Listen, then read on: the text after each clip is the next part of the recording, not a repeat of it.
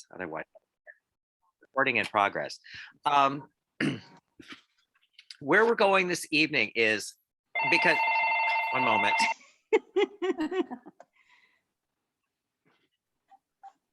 I don't know how I got on the Republican National Committee's call line. I'm sure someone punked me. And I fell for this twice. The first time it was, they have this thing where if you pick up, there's a woman's voice that says, oh, I'm sorry, wait a minute, just a moment. And so you're thinking that you're talking to someone, that there's a real person, and then they go into their pitch, but it's a robocall. That's how it starts. And so, you know, because I was wanting to just talk to, just say, get me off your list, but I can't do that. So I just hang up on them. So yes. So some people have had to make a few more alterations than just kind of standard alterations on their coats. And so the first part of tonight's lesson is going to be how I generated all of the pattern pieces. Now, I think this is useful because what I have found, if I'm working, you know, sometimes I'm in a class and a student has, you know, a commercial pattern and we're working. And what I have found is that it's far easier to get the main body pieces fitted and get all of everything worked out on that, and then just put aside all of the other pieces and just draft fresh pieces from this particular new fitted garment. And so, because when you're actually drafting a pattern, because, you know, I was trained in pattern making, you have to know all of the different, how to get all of the different pieces. It's formula. It is just formula. There's no mystery to it. So this is something that you can refer to for the coat, but you can extrapolate this information for other kinds of garments, because getting facings and linings, you know, all of that, it's formula. Okay, so that's going to be our first lesson this evening. And then we're going to cover the cuff latch, which is the little thing here. And then depending on the time and everything, I have a little kind of tutorial on different kinds of top stitching. So that's kind of what I would like to offer for this evening. Okay, so are there any questions before we begin? Okay, then, well, let us start. And you know, as before, you know, if you have a question, just shout it out. I can stop the video and answer the question. So please don't be shy about questions as we go along. Okay. Okay, so we will begin. Raglan coat pattern pieces. Here we are. And so I'm going to collapse this down. One moment, please. Just a little bit smaller. Okay. So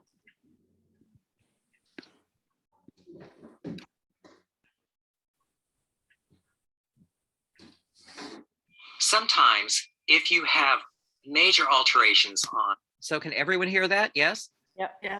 Okay. Yes. Pattern. It's far easier to generate new pieces rather than trying to alter the pattern pieces that arrived with the pattern. So I will outline how to do this, because really it's formula. So what I've done here is I've reduced the pattern down. I've taken off all the seam allowances and hem allowances. So this is the center front. This is the center back seam. Here are the two sleeve pieces, and this is the undercollar. So you'll see on the pattern, there are some reference lines here. These will make a little more sense in a moment. It's customary when you start altering, you know, you alter your pattern pieces. The facings, the linings, all of the other pieces are just formula. So here we have the four pieces. We'll bring the four pieces in, well, the five with the collar. Body and sleeve pieces.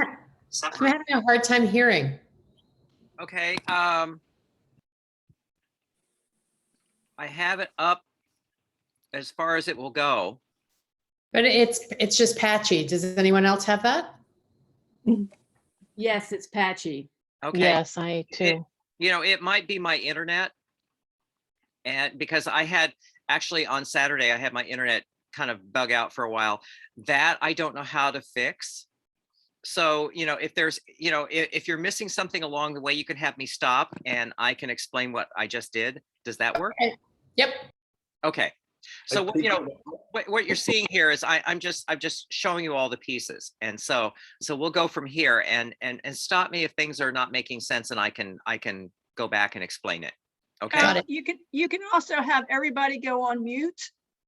Yeah, that would probably, that would, And the other thing I've learned is if everybody stops their videos, that might help also. So okay. if we all go black and mute, that might help the bandwidth. I've learned this before. Oh, okay. That's good to know. Thank you. Yep. Okay. Give it a try. Okay. So are we ready to continue? Yes. Okay. So here.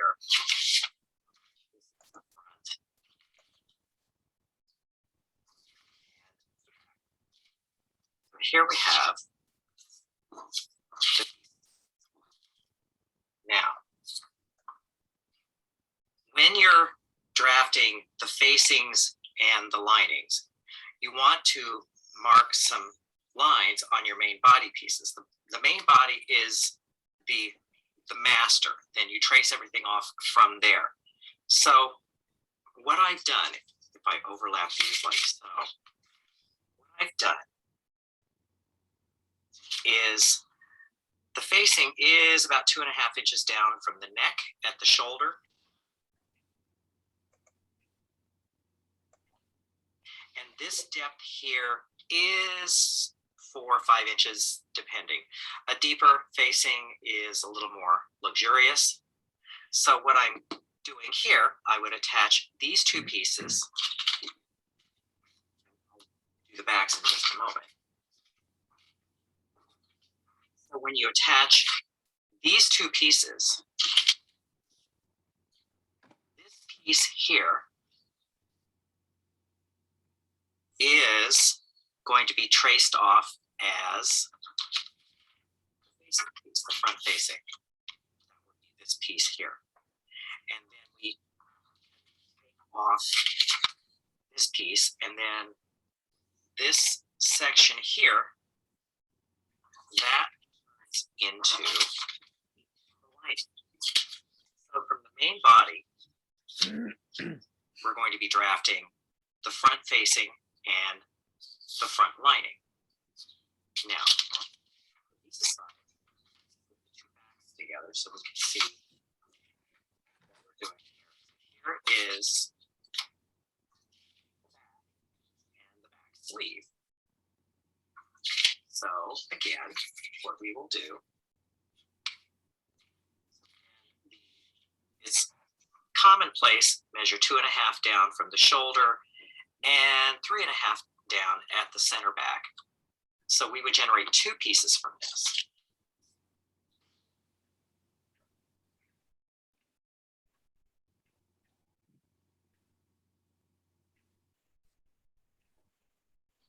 We trace all of this off, and that yields our back neck facing. So you don't have a seam there. You can make a notch there if you wish, all good. So then we set the sleeves aside. We generate by copying from here down, over, and up. We generate the back lining. There will be more to these in just a moment. I'll set this aside. So then what we want to do is we're going to come in here with the 2 sleeves and we join them together, because on the sleeve you don't really need a sleeve. So this, because we've lost these 2 pieces, because this goes to the back neck facing, this goes to the front facing, those are cut away, and this then is our sleeve. Next, modifications to the different facing pieces. Well, I'm going to stop it here and ask, is everything clear so far to everybody? I Yes. think I'm a little confused. I don't know if you can, let me turn back on here. Yeah, go ahead. Are you talking about what your process is for I'm- coming up with these pattern pieces for us, or this is something I have to do? Well, if you're doing if you're doing a massive alteration Alteration. on your garment, yes, you would have to regenerate all of these. Okay, But you see, the thing about the reason I'm showing this, partly is so that if you've done a lot of alterations on your pattern, it's much easier than trying to alter the other pieces to match. It's much easier to just draft from Oh. scratch. okay, And also, this is just something to have in your toolbox as far as, going forward, if you're working on something, if you have to do a lot of alterations, this is formula. This is how I learned how to generate the different pattern pieces for any kind of garment. It's formula. So that's the two reasons why I'm showing this. okay, thanks. Does that make sense? So Mhm. any other questions before we continue? Yes, I have a question. Yes. Okay, on your front piece, you showed the center front. Yes. On my pattern piece, I have a lot extra after the center front. Do Yes. I cut that away or Well, do no. I leave that there? Because Now, it almost looks like a, okay. it almost looks like a single double-breasted jacket. Well, you could actually, if you feel like you have too much of an overlap, you can trim that back. Okay, If it's feeling like it, because the overlap on that is, I want to say it's at least an inch. So if you have more than that, you could actually get rid of some of that if you feel like it's too full across the front. okay, thank But you. what I would say then is that would be one of the alterations you would want to make before you generate all of your pattern pieces. Okay, Okay. okay, thank you. Okay. So other questions? No, just thank you very much, because I was worrying about my lining all night, and this explains what I have to do perfectly. Yeah, So it's just, because really I have found, because from bitter experience, I have found from my own, working over the years, that there's going to be that one piece you forget to alter, and then there's not going to be enough fabric to go back and save it. So it really, it saves a lot of time and tears and aggravation if you know the formula, so you can just generate clean pieces and know that everything is going to fit inside of everything else. yes. Okay. Thank Okay. So we will continue. Let's start with the front. On the front, on the lining, we're going to raise by 3/4 of an inch. We, again, have no seam allowances on here. So we raise by 3/4 of an inch. And we add the hem. So this here, that's the hem. Now I heard someone make a kind of a question sound here. So what we're doing here, we're going to be creating a jump pleat across the bottom at the hem, but we want the lining to be shorter than the actual coat, so that the lining doesn't hang out at the edge of the fold of the hem of the coat or below it. And so this fold where my cursor is, that would represent the fold line of the hem of the coat. So this 3/4 inch line up is the fold line for the lining. So we're making the lining 3/4 of an inch shorter, but then we add the hem allowance from the new line. Does that make sense? Yes? Okay, so Yes. good.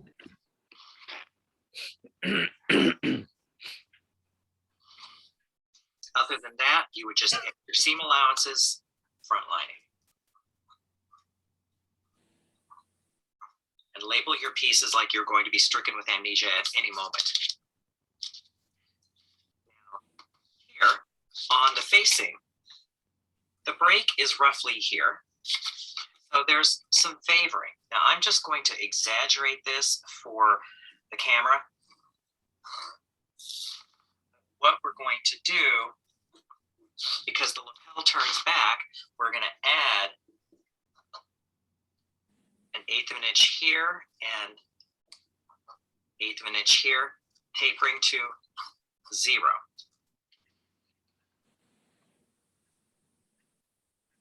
So that's above, so that when you fold this back, the seam will favor underneath. Kenneth? Below, Yes. we're going to. Yes. Hi, this is Nia. When you favor to 0, Yes. this is the break point or for the first button? Or Right. Okay, thank you. Yeah. Right where the first button would be. Okay, thank you. Okay. Great. Fact, 1/8 of an inch. Taper to nothing there. And here, subtract 1/8 of an inch. Add. That's not the entire story. This is technically correct, but what I find is where the facing joins the lining, sometimes you get a pull right there. So this is an old trick that I learned years ago. You drop down 1/4 of an inch.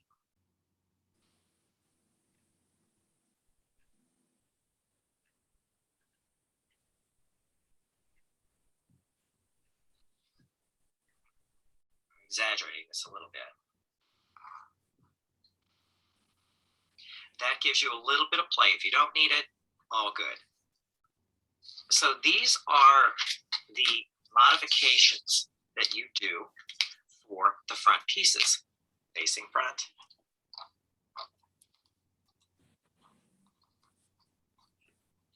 Center. On the lining, we shorten by 3/4 of an inch. Then we add the hem allowance of 1 1/2 inch.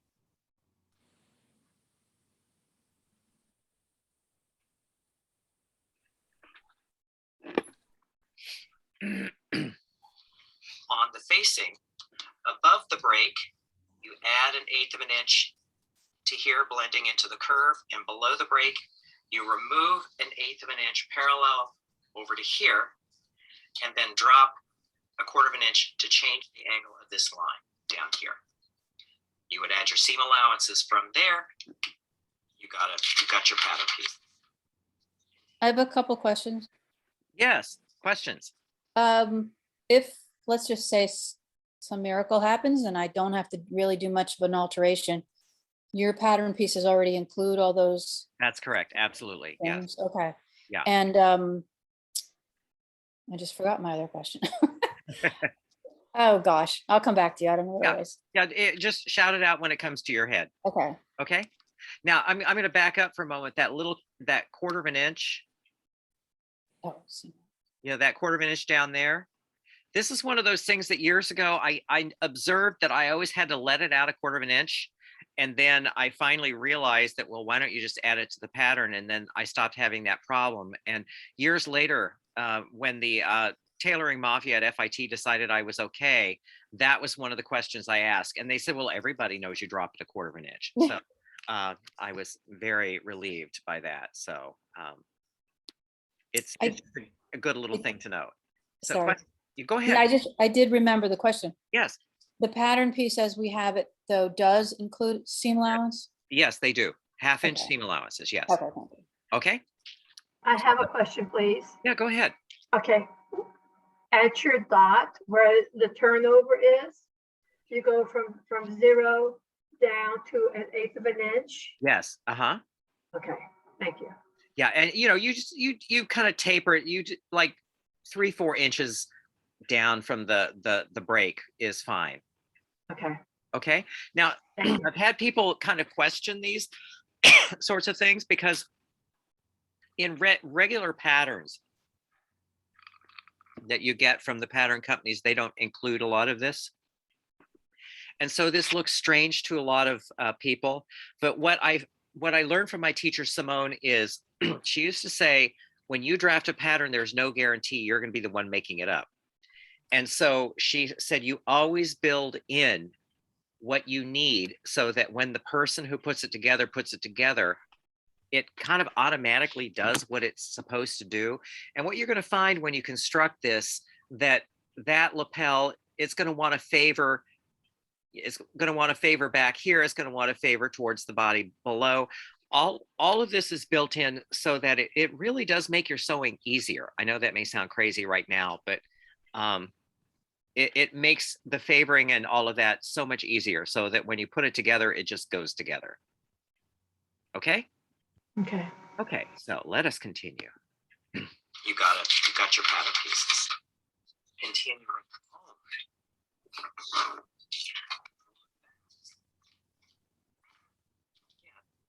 on the hem, you're going to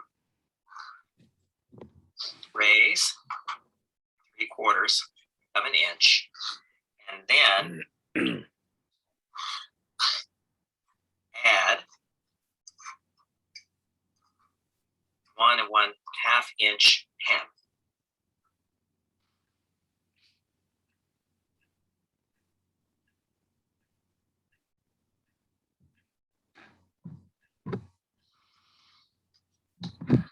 Here at the center back, you want to create a pleat. And so you bring this out, inch to 1.25 inches. And then this, I could have done that better, but okay. This then blends down roughly to the waist. This gives you a little extra across the shoulder blade.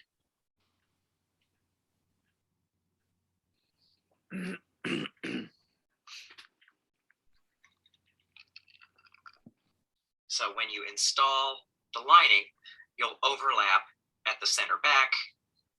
So you have a notch at the center back. That's your lining.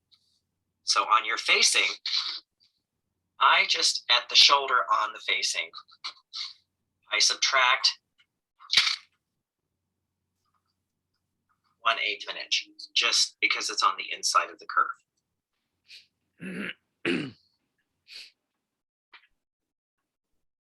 I have a question on that, please, sir. Yes. Okay, when you subtract, are you subtracting 1/8 of an inch all the way across? Are you going, starting at the neck It's at parallel. 0? Parallel all the way across. Okay, thank you. Okay. And to kind of explain what that is, it's on the inside of the curve. So you want that to be slightly smaller than the body so that you won't create a buckle right there. Okay? Okay. And that's center back, fold. Facing, lining back. Mark, you talking to Miriam? Question? Yes, go ahead. Question? No question. Okay.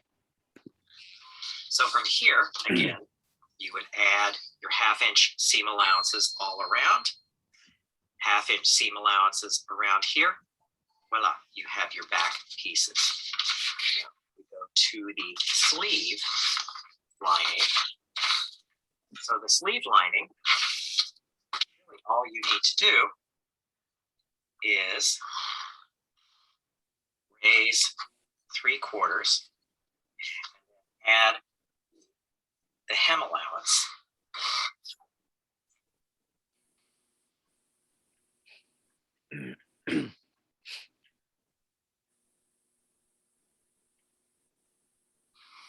Question, please. Yes. So in each case there where you're raising 3/4 and then adding 1.5 inches, you're basically just netting a 3/4 inch add at the bottom. That's correct. But you see, I was taught to think of it in 2 separate steps. But Right. if you just raise that 3/4 of an inch, you'd be fine. Gotcha. Okay. 1.5 inch hem.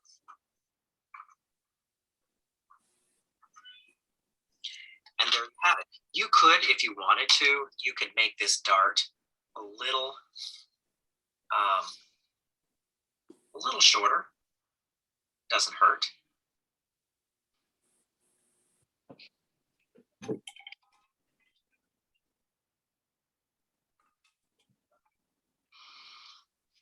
But other than that, and I like to mark front sleeve lining.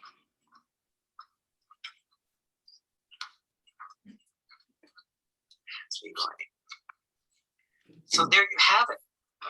This is how, if you've made a lot of serious alterations on your pattern, to generate new corollary pieces, I call them, because sometimes it's just easier to start fresh and make new pattern pieces than to try to alter what you have changed.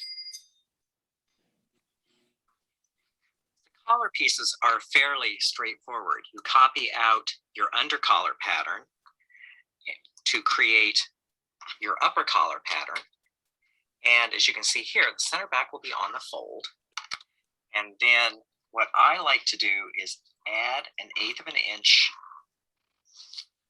around. Add 1/8 of an inch here, there, tapering to 0 there. I also like to add here, add 1/4 of an inch. That then tapers to 0 here. What this is for is that when the outer collar goes around the neck, you need a little extra length, otherwise you're going to create a bind. So that 1/4 of an inch at the center back does your trick. Then at the neck, we add 1/4 of an inch turn of cloth, and that then tapers to nothing at this point here. So this here, that is going to be your new center front, or center back, sorry. So here, there you have the under collar and the upper collar. Excuse me, Seam allowances. Question? the one that you've been marking on, is that Yeah. the upper collar or the under collar? Well, what we did here is we made a copy of the under collar, which is the black lines here. Okay, that's under collar, okay. And so then all of the colored lines are going to be the upper collar. Oh, I see, okay. Yeah. Okay, It's thank just, you. you know, you just start with this one and make a copy and then do all of the favoring to that copy. Okay, Okay? thank Can I- you. Yeah, sure. Question. Yes, this is Nia. The green line, that is your new neck edge, right? Yeah, this here is the neck seam, that where my cursor is going. That is the Yes. line for the neck. And to explain, you need extra, because when the upper collar and the under collar are together, you need extra to come up and over to go over the under collar and the hair canvas underneath it. So adding this extra down here is going to make it so that your collar is actually going to want to roll in the proper direction when it sets onto the coat. Does that make sense? Thank you. Okay. Yes. Because see, I believe in telling you why to do something, because if you understand why to do it, you'll remember. Okay, so let us finish up here. You're all good.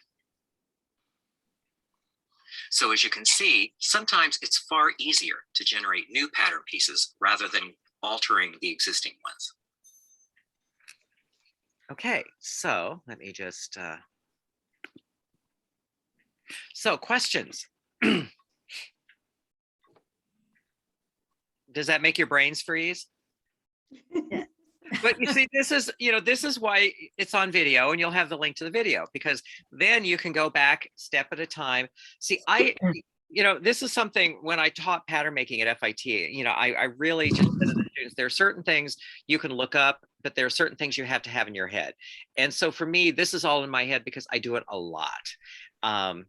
You know, if you don't do it very much, it's always good to have a reference to go back to. But it, you know, if you've really altered, done a lot of alterations on your pattern, it's so much easier to just start, you know, get rid of the other pieces and draft everything from scratch, because then you know everything fits together, and that's the important point here. Okay. Is, Yeah. I have one question. Is any of this in any of your books? This isn't in Smart Fitting Solutions, is it? No, it isn't. There, I did.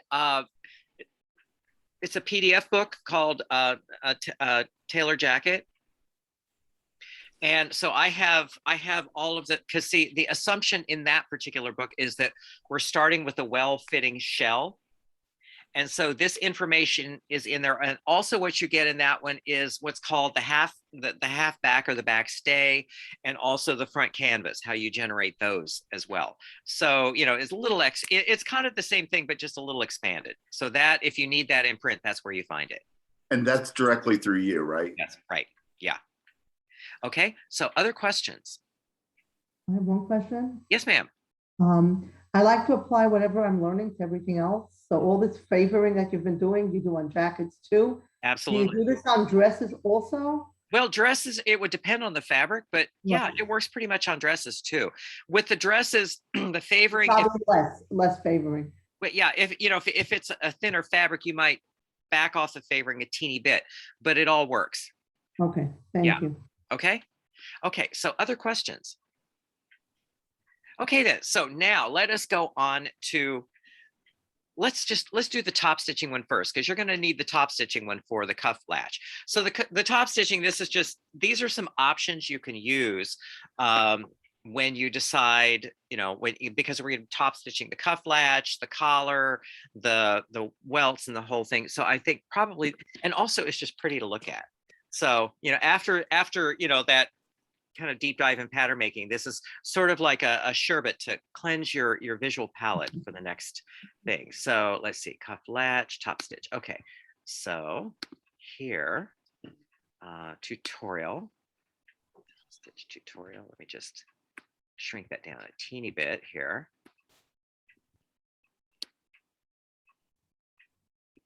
Okay then, so let me just see if you can hear it, and then we'll get going here.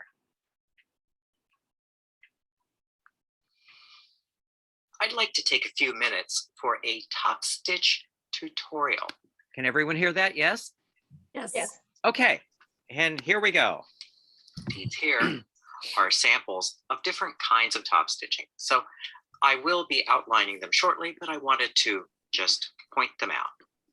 So beginning over on our left, this is top stitching thread with single threads, just the regular top stitching you have in your machine.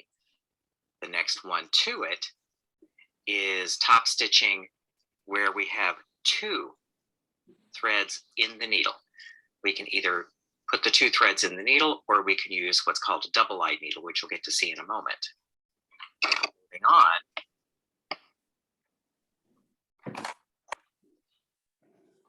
This is what I call my top stitching machine. This is sewn with buttonhole thread or top stitch thread on the needle and on the bobbin. Talk about how you achieve that particular look. And there's also hand sewing. These are 3 examples. First one here is what's called a saddle stitch, which is basically a running stitch. Next to it is a hand pick stitch. And finally, the big finish is one that is called a chain stitch. This is a thread embroidery stitch, and I'm using a thread called ribbon floss. So we have all of these examples here, which I'm going to show you how to do. We have a lot to work on, so let's get busy. We will start the lesson on top stitching with a sample. This is roughly 4 inches. This is roughly 7 inches. I've sewn it together. So this could be the front of a jacket. This could be your collar. This could be really any kind of edge. But I think having this particular sample and then progressing from there so you can see the different examples of top stitching is the way to go. The first example I'm going to show you is just a straight from the machine top stitch. Now you notice here I have used disappearing chalk, and I have marked the chalk line 3/4 of an inch from the edge. That is a personal preference, but that is what I'm going to be using in this particular lesson. So first, let's go to the machine and see just a regular top stitch. For the standard top stitch, you could either use your regular presser foot or you could use the walking foot. Since this fabric is thick and a little bit spongy, I'm choosing to use the walking foot. So obviously I'm using contrasting thread so you can see what I'm up to. But as a rule, for tailoring, you want a longer top stitch rather than a shorter one. It looks better. It also, if you have a shorter top stitch, it could gather the fabric. It kind of compresses it this way and you can have puckers. So I'm sewing at a 4.0 stitch.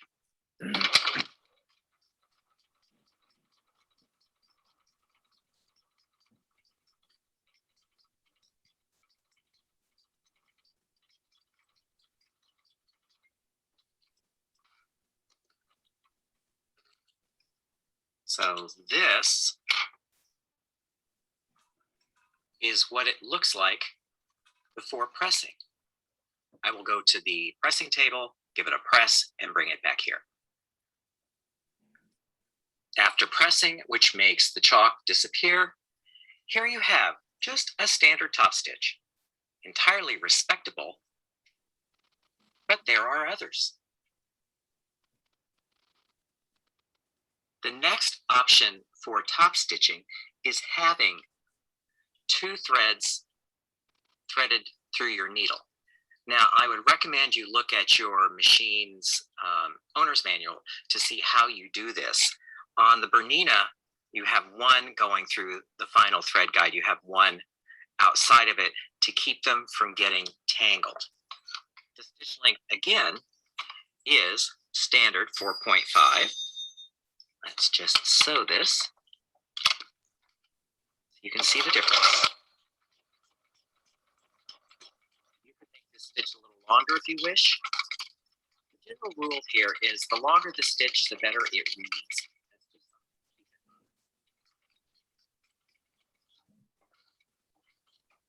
I didn't hear the Okay, reason why. the longer the stitch, the better it reads. Thank you. Okay. So, result. Now let me go over to the pressing table and press this out, and I will bring it back so you can see the finished stitching. Is that a special needle My or a sister- certain size needle? No, it's just your whatever whatever needle you sew with. This I believe was like a 12. But here's an aside, we're showing you a different needle, and this is my assistant. This was last year when she was, this was her autumn Chanel suit. Okay. Needles that you can use if you're using two threads through one needle. It's called a double-eyed needle. It's just fun to know these things. I don't see them very often, but as you can see, it is a needle with two eyes. So if you can't make two threads in your needlework, my assistant says, try this one. And your thread can go through all the There you tension tracks without a problem? What was that again? When you're threading a machine through the tension and all the thread guides, it's no problem to put two threads in there? No, ma'am. Okay. Yeah.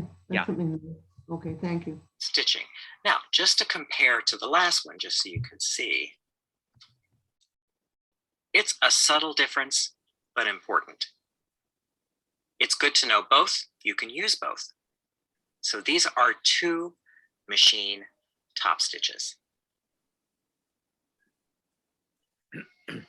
This is where my assistant says that not all machines are equal. This particular machine is called a Singer 301A. And for top stitching, as much as I adore my Bernina, it does not like top stitching thread. So what you want to do is you want to use a top stitching needle. And the Singer 301A, also the Featherweight does the same thing. You can actually put the buttonhole thread or top stitching thread in the needle and in the bobbin, and you make a top stitch that looks the same from both sides.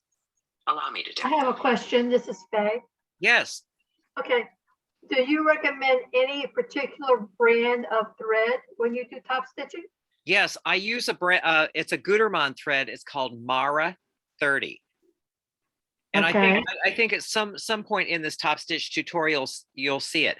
And the beauty of the Mara 30, the Gutermann thread, is the color numbers of the regular machine sewing thread match the color numbers of any of their other threads. So if you need to figure out what the color is or match a color, know that the color numbers are the same.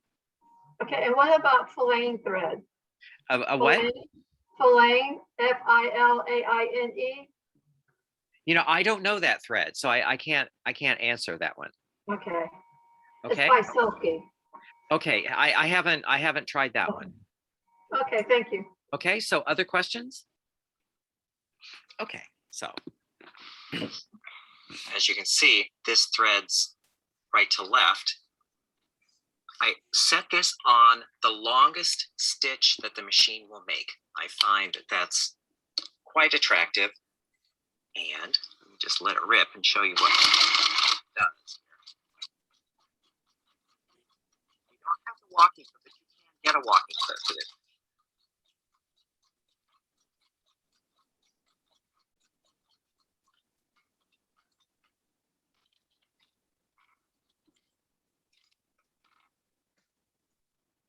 Look at that. Is that not beautiful?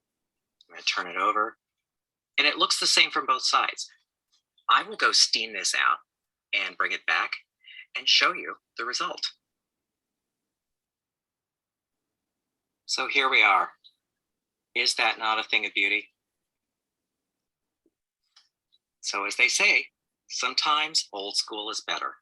And in this particular case, one of these old singers is just the ticket. So if you have one hanging around your workroom, you're all good. You can, some machines will accept the buttonhole thread or the top stitching thread in the needle and the bobbin. Some won't. It's good to have an alternative. For the hand stitching, we're going to wind buttonhole thread or Mara 30 onto the bobbin and have that in the bobbin case. Get this into the bobbin. I will install this into the machine and we will proceed. Now that we have the buttonhole thread in the bobbin, the next thing we want to do is loosen the top tension. Doesn't have to be completely loose, but you want the threads to drop down below the surface of the fabric. The white thread is the buttonhole thread. I'm setting the stitch length on the longest stitch. And then so right next to where I want the top stitch. The top stitches will fall on the chalk line. You don't want to sew through the stitching you're putting down now. This is just a guide.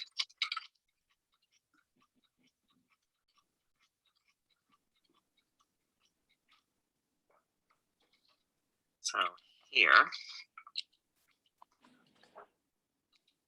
this is what it looks like from this side, and turning the work over, you can see the orange thread. What that means is that the bobbin thread is tighter than the top thread, which is looser. This will make it so that it's so easy to get this stitching out after you've sewn your hand stitches. This is the setup for the pick stitch and the saddle stitch.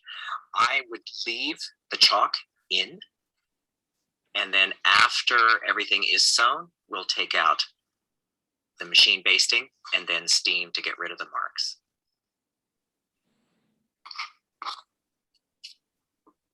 So what I'm using this for, this machine marking with the bobbin thread, is a couple of hand stitches. The first one is the saddle stitch. So what you can do is you can use the stitch length. You can choose one stitch, you can choose 2 stitches, and you can enter and exit the fabric on those 2 stitches. Now you see I've used embroidery floss here. I'm using all 6 plies just so it reads. So what I would recommend is make a sample before you actually do this.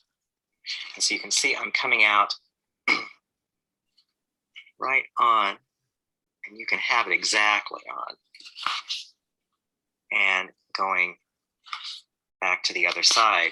Now this here, what this will create is something that reads well from both sides. So that's something to think about. If you want to use this on something like a collar, having something that reads from both sides is a little better. So I will sew a couple more,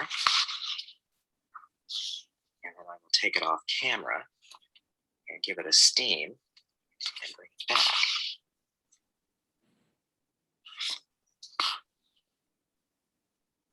So that's where we are so far. I will meet you back here in just a moment. Hey, I have a question. This is Faye. Yes. Okay, why did you use a buttonhole thread in the bobbin if you're going to, are you going to take that out? Yes, ma'am. Wait, watch and learn, because this, when you see this, you're going to go, oh yeah, that makes perfect sense. Okay, fine, thank Okay. you. Okay. And here we are. We have steamed the marks out. Now, the reason I loosened the upper tension was so that the upper thread would sit below the fabric. So this is where I come in and clip a few times. And then you can just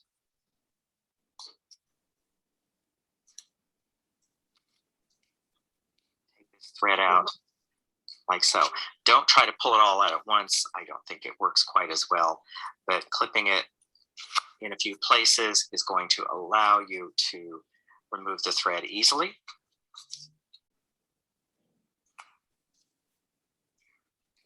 Here, a little hiccup here, but that's okay. It's not going to kill us. There. So now we turn it over and grab the thread like so. Now I will go back and give it another little bit of steam to get rid of all of those marks on the fabric, and I will bring it back here. Here we have the result. Perfectly spaced saddle stitching. This is on the front, that is on the reverse.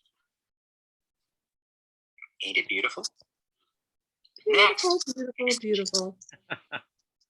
You're so smart. You know, I really want it as easy as possible. That's just, yeah. And so, yeah, whenever possible, make it as easy as possible. So we're doing the pick stitching. The stitching, the basting comes out pretty much the same on that too.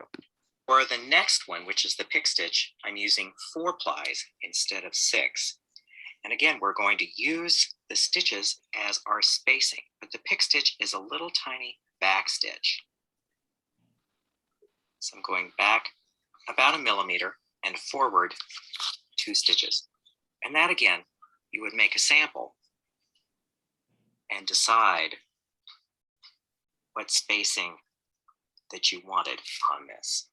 Now this is not something that reads as well from the back, but it's considered a respectable finish.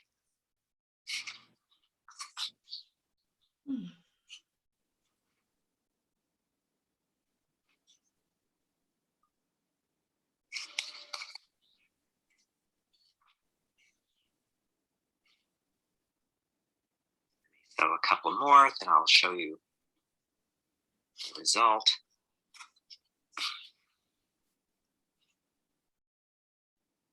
It's actually quite pretty. If you use an embroidery floss that has a little bit of sheen that matches the fabric, it's quite beautiful. So there is how it appears on the front. There's how it appears on the back. Again, not as pretty as the saddle stitch, but if you match the thread and keep the collar down, no problem. I will go off camera and finish the rest of this row and bring it back here. So here is the result. And I'm going to take the stitches out before I press this time to save a step.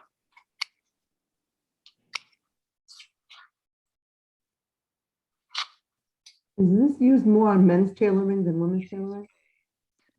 Well, I don't like to differentiate men's tailoring, women's tailoring. I think I Tailoring, read that. in my mind, tailoring is tailoring. So I have seen this on ladies' garments as well as men's garments. Okay, Okay, thank you. And one With more the question, pick stitch, please. Oh, sorry. go ahead. Okay, would you do your top stitching before you have the pieces, like your collar is done? But you Well, haven't actually, your towel collar to your yeah, well, coat yet. yeah, well, you see what because see what I'm doing, because see, the reason I'm showing this before we show any of the construction is, like, for example, the cuff latch, which we're going to cover this evening. Once you make the cuff latch, then you do the top stitching. When we build the collar, which I think we're going to be doing next week, then you do the top stitching. When we make the welts for the pockets, then you do the top stitching. So I tend to do it as I go. You know, very rarely do I wait till the end to do all of the pick stitching. Okay, Okay. thank you.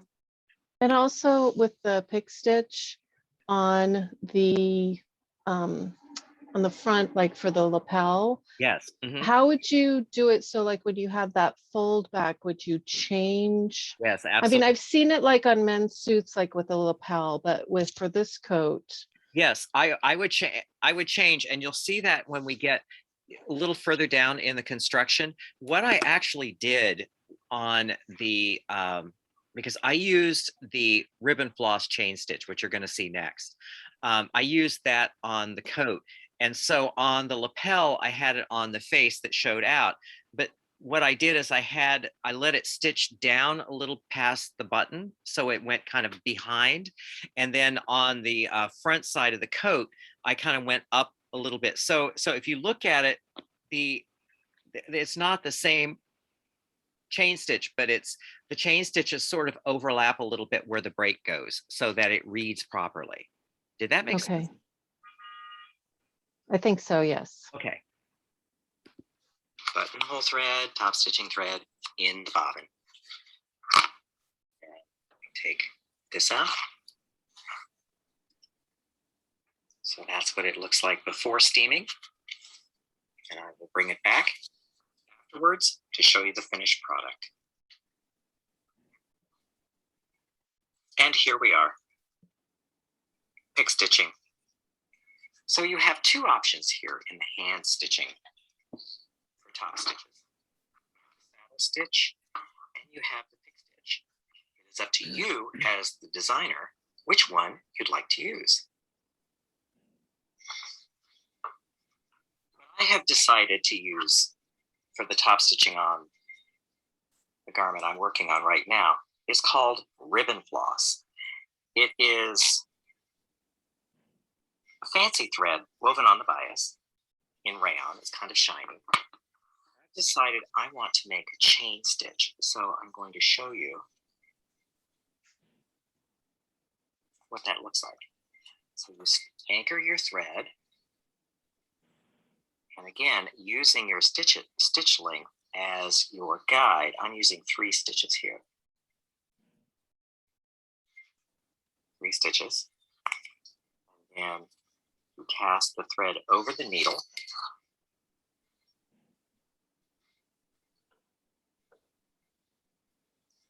And you just continue. You come back in where the needle emerged. And so 3 stitches.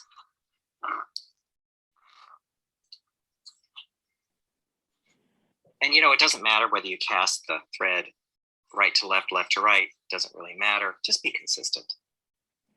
And so yes, we're catching both layers of fabric. So you're going to see this from the reverse. You'll see what that looks like in a few minutes. And you'll notice that it's kind of springy. It's rayon. It seems to have a life of its own. But for something that has a high texture, this really does the trick. So this is a chain stitch. And you know, if you really want to, what you could do is just sew the machine stitch in the matching color and sew this chain stitch over it. And that chain stitch, or the machine stitch, would disappear. So you really don't need to, if you don't want to, take this chain stitch or take the machine stitch out. I'm getting my terms confused. So I will go off camera and sew down to the end because there's a way of securing that end. So I'm at the end here. I'm going to stop my stitch. So you bring thread over the needle again, and then you stitch down into the fabric. You want to tie that last loop down in place, because if you just let it hang out, the whole thing will unravel. This is a chain stitch. Then you would secure it on the back.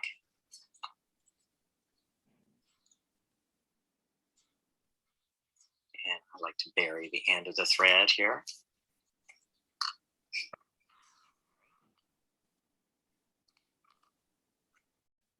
So this is how it looks.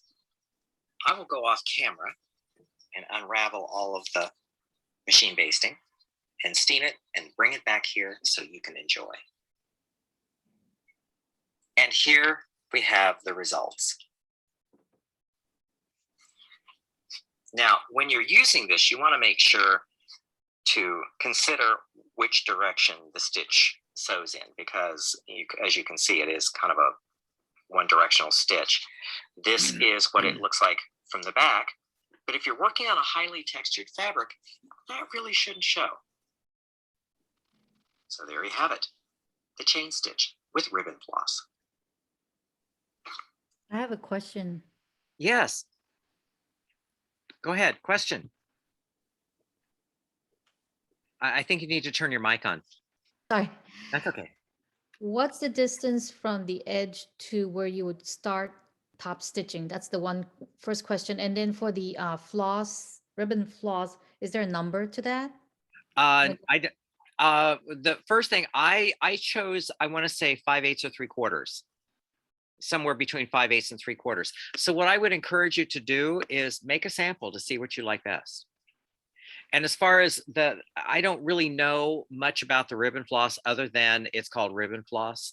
I got it so long ago that the packaging is all gone. So I don't have any other information other than that. But you know, it's a specialty thread. I got it at a quilt store. And she was very big on machine embroidery and such. So that would be where I would, you know, if you're searching, I would search that from using those as references. Thank you. Okay, so other questions? Kenneth, that chain stitch, was that what you used on the green coat you showed us last week? Yes, that's exactly it.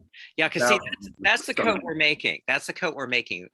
And yeah, and because see, the reason and you notice that the chain stitch kind of got added to the video at the end, because I did some tests to see what was going to read on that fabric, and the texture was just so high that everything just vanished. And I thought, okay, it needed something to really stand out. And so I thought, what do I have here? And so I went rooting around my stash and I found this ribbon floss and did that chain stitch, and it turned out really well. Yeah, that was really stunning. That was like the first thing I noticed about that coat was that beautiful top stitching. Well, you know, what's so fun is she so loves that coat. You know, because I delivered it. I want to say, it was early March. I remember because I just gotten my COVID shot, and so we all have a date to go out, like for dinner, you know, in the early fall, so she can wear it because you know it's kind of an evening coat. Okay, so one last is now we're going to sew the cuff latch. Now we're going to start construction. This is a little, you know, kind of like to dip our toe into the construction, assuming that you're, you know, you got everything cut out. Even if you don't, you can construct the cuff latch because you don't have to worry about fitting that one. So let us do this one here. So here we are. Just get in a little, down. Okay, so.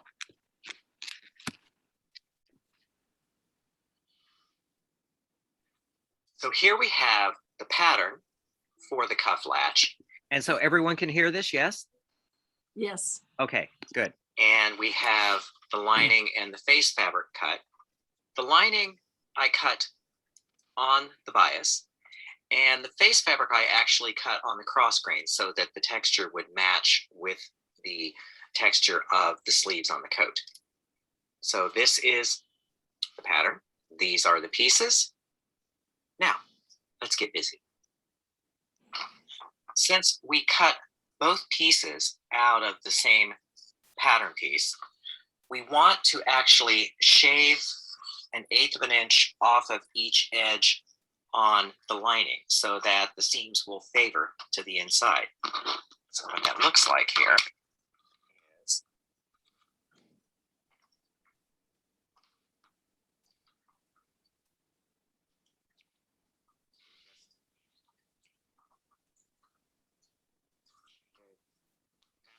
not a lot. You try to work with a sharp rotary cutter.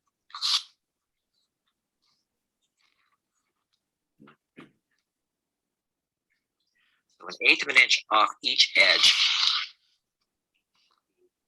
just fine. So next, we want to pin these two right sides together.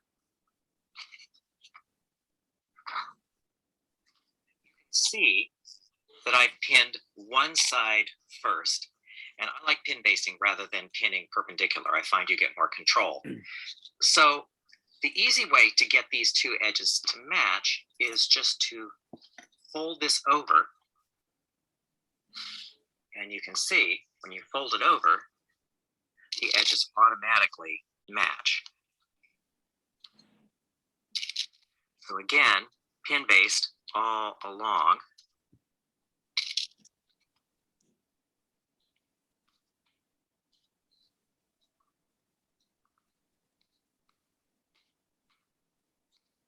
So there we are. And then we can come back here and match that corner.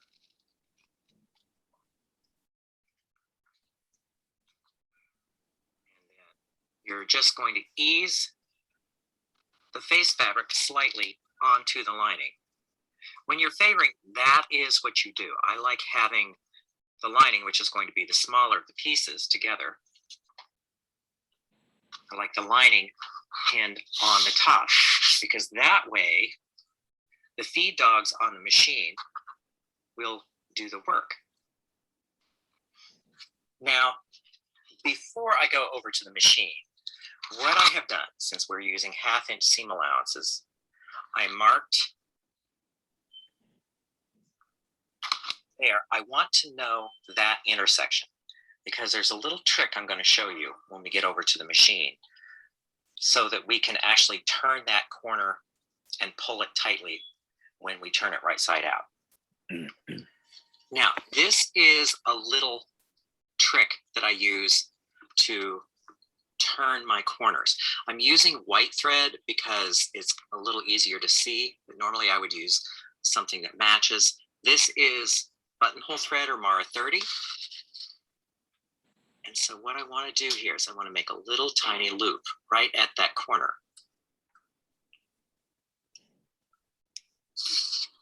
And so when I pull the stitch, what I will eventually do then is thread this into the needle. So you have both ends of the thread going through the needle. So it's going to create a loop. Actually challenging when you're doing it through a camera. Okay, so here we have the thread. And on the back, you just see a little tiny stitch. And like I said, if it were in the same color as what you're sewing on, you really wouldn't notice it. So then I like to come in here and bury that right there, and tunnel it between the layers and have it emerge somewhere out here. So this then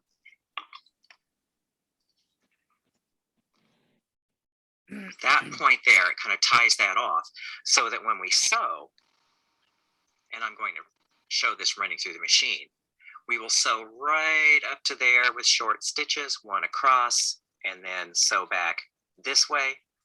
When we turn it right side out, we'll use this to pull this corner tight. So now, let's put this under the machine and sew. Seam allowances are 1/2 inch. Stitch length is your standard 2.5.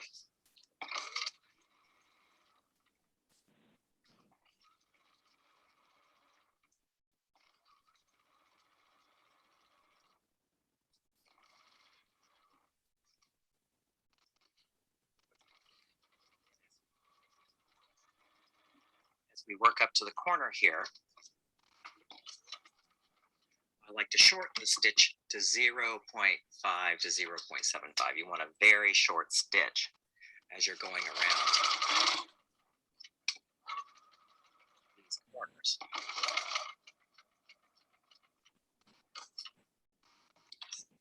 Oh, there we go. Good. Okay.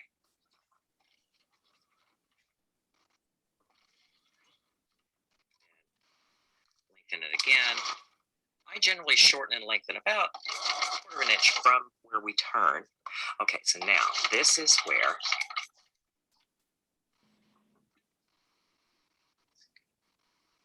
get a better look at this. So this stitch length is 0.5, 0.75.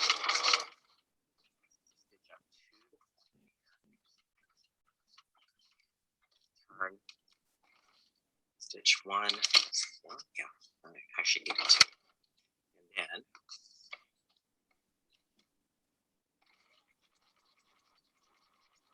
for about 1/4 inch or so, and then lengthen the stitch back to your standard 2.5.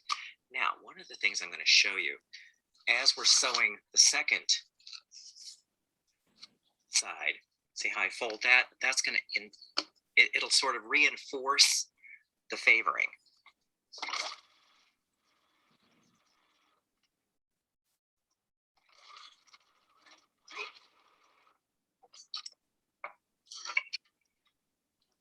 me show you the result.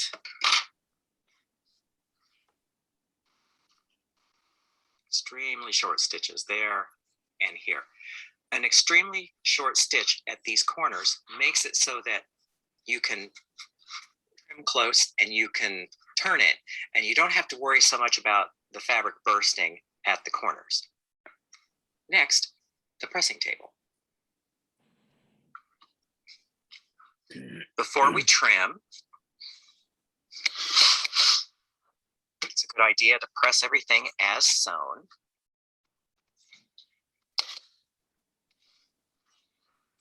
And this may seem counterintuitive, but since I want to press these seam allowances open, it really is easier to press the seam allowances open before you trim these corners. So what that's going to look like, this is where you want your point presser.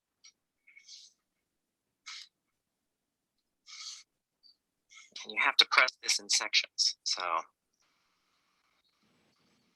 there we are. See, it is easier to manage. We have an entire seam allowance. And you just open it up and press it a little at a time.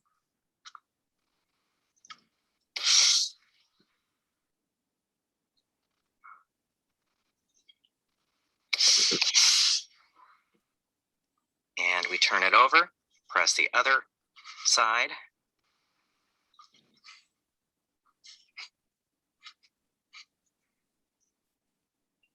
And you can see here,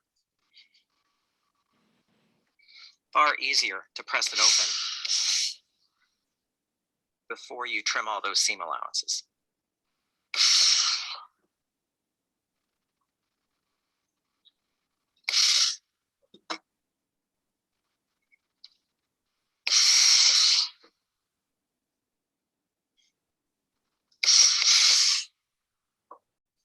Okay, so we have now both seam allowances pressed. That out of the way. This is where we trim. So here, so you can get within about 1 millimeter of that stitching. And see, this is where some people get a little shy, but that's why you have short stitches there, so you can trim quite close in there.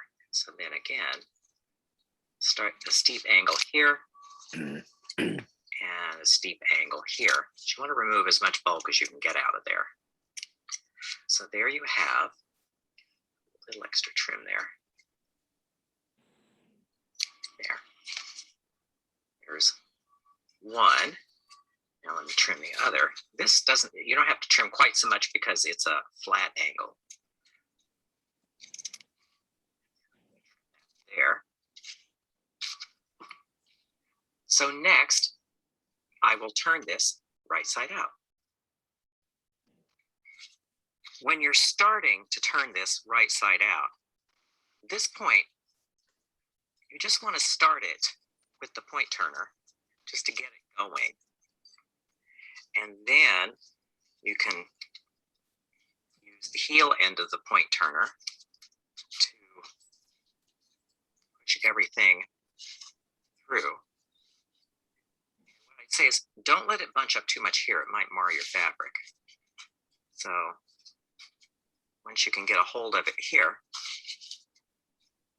then you can turn it right side out.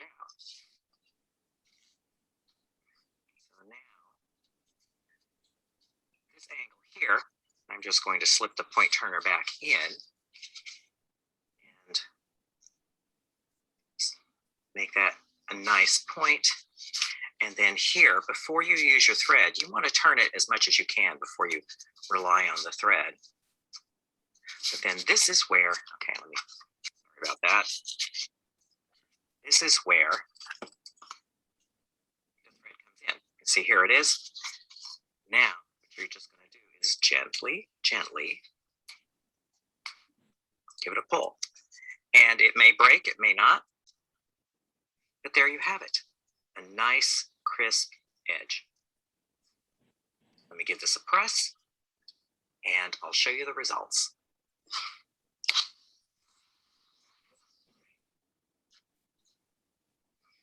I like to press it from the back. And now you can see. Uma, did you have a question? Uma, did you raise your hand? Yes, I did. Sorry, I was trying to find my unmute button. It can wait until the video's finished, Kenneth. Okay, fair enough. Thanks. Seams are favoring towards the lining. Now, notice that little corner here. Not as crisp as I would like, so I'm going to show you another little trick for making it press more crisply. Again, with your buttonhole thread, you use this, then I'm going to press this without the pressing claw so you can see what I'm doing here. So take both ends and you pull.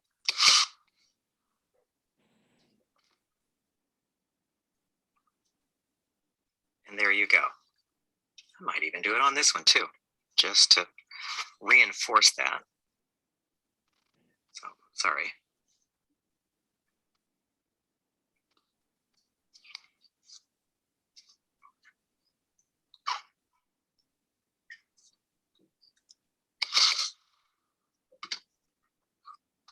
So there you go.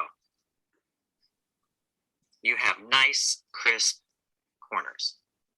Now, let's go back to the work table. And here we have the cuff latches. Now I'm planning on a top stitch, but I'm going to cover the top stitching later, so I will set these aside. We're finished with the cuff latches. And as you can see, I covered the top stitch before, so. Yes. Okay, I had to take in my sleeve Yes. because they were too big. Uh-huh. Do I need to alter the cuff latch also? A little bit. You know, if you took it off in this area, then take whatever you took off here off of the flat end of the cuff latch and you'll be fine. Okay, thank you. Okay, and Uma, where are you? Thanks, Kenneth. Yes. I'm in Australia, that's where I am. Oh, there you are. Hi. I just wanted to ask, I've bought wool and I've not sewn much with wool before. And I'm thinking about all the steaming that's going to be happening. Should I steam the whole piece before I even cut out? Absolutely, yes. Thank Now, you. if you see, one thing I generally like to do with wool, this is just because I'm lazy, I take it to the dry cleaner and I tell them to steam press it. I could do that. Thank you. That'd Yes. be helpful. Yeah, and they'll charge you, a certain amount per yard, but it's even, it's much easier, and I think you'd be happy with the result. Thank you. And what about the lining then? I've got a silk lining. I generally don't. You may, if you want to press it yourself, all good, but the wool, yes, I always take it to the dry cleaner to have it steamed. Thank you so much. Okay, so other questions? Yes. The green line, when you were laying it out, you said you wanted to have the same grain as the sleeve. Can you just Yeah. re-explain that? Okay, because on the pattern, the grain line is running parallel. The grain line is running parallel with the length of the cuff latch. Okay. But I decided that I wanted the grain line to run parallel to the sleeve so the texture would read better. That's Okay. what I meant by that. Okay, Okay. thank you. Okay. So yes, Laurel. I just want to say those 3 tips that you just showed us with the fold it over so it trues up when you sew it, and these sewing techniques of pulling out the corners. If I learned nothing else in this class, that was worth the price of admission. Oh, well, wait till you get to the collar and the welt pockets. Woo! That was it. That was awesome. But that's good. Yes. Yes. Now I'll have good points on my well, on yeah. my collars and whatever else. Well, it's just I learned that when I learned that from my teacher Simone 100 years ago. She had, I mention her a lot. Her name is Simone because it was a tremendous education, and that was just one of those things she did one day without even, she acted like, well, everyone knows that, and I didn't act like, oh my God, but in my head I was just thinking, oh, that is huge. Now the little thing about using the buttonhole thread to pull it, that's something I kind of figured out on my own. But, it's little teeny tiny things like this that make all the difference when you're sewing. Because it really, years ago, I was teaching a class called American Couture, and I can't remember what I was talking about. I was talking about a microtex needle for charmeuse or something like, I was going kind of into this deep dive about needles. And this student just out of nowhere said, I get it now. And I'm like, okay, could you share with the rest of us what you've gotten? Because I was like, I'm wondering, okay, what did she get? And she said, couture is about all the little details adding up. I said, you get the A for the day. So it's little teeny things like that. And, it's just part of your bag of tricks. Okay, so it looks like we're kind of about to wind down. So Becky, did you have a question? Just one little question.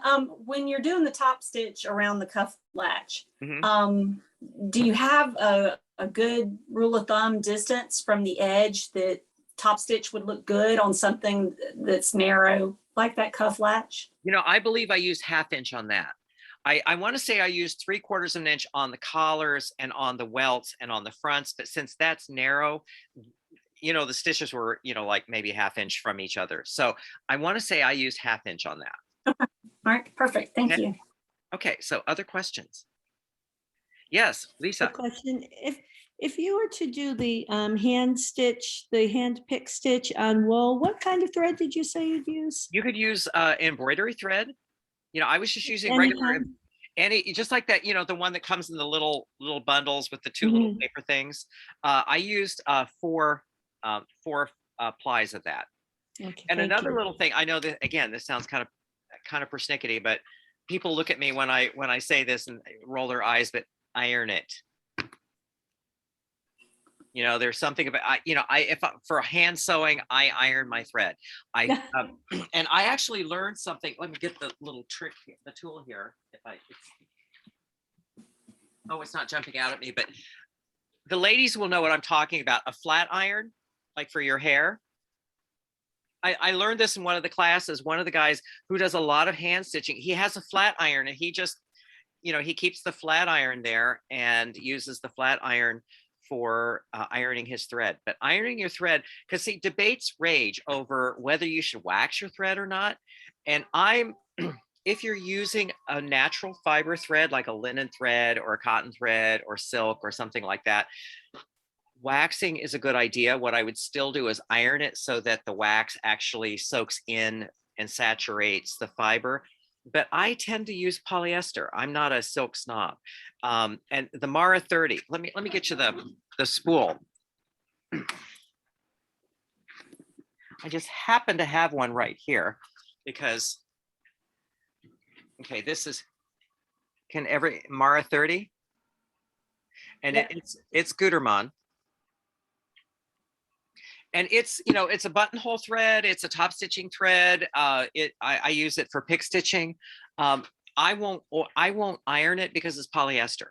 I mean, I won't wax it because it's polyester, because there's no place for the wax to go, really.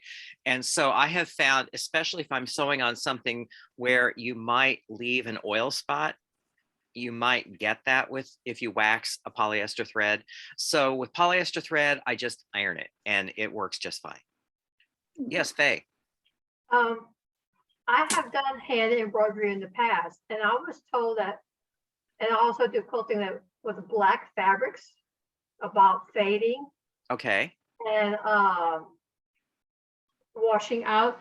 They told me to put that black embroidery thread in boiling water, salted water, to help it to keep the color true. Yeah. Uh-huh. And also to help, if it was going to shrink any, it would shrink before you actually put it on your garment.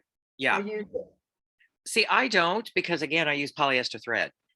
Okay. Because most embroidery threads are rayon, cotton, silk. That's, natural fibers. Well, this is ages ago. Yeah. But that's good to know. And I understand what they're doing, because they're using the salt as a fixative, because there are some threads that are not color fast. Right. Yeah. So that's, Okay. I think, what they're doing there. Okay, thank you. Okay. So other questions? Well, folks, I think our work is done for this evening.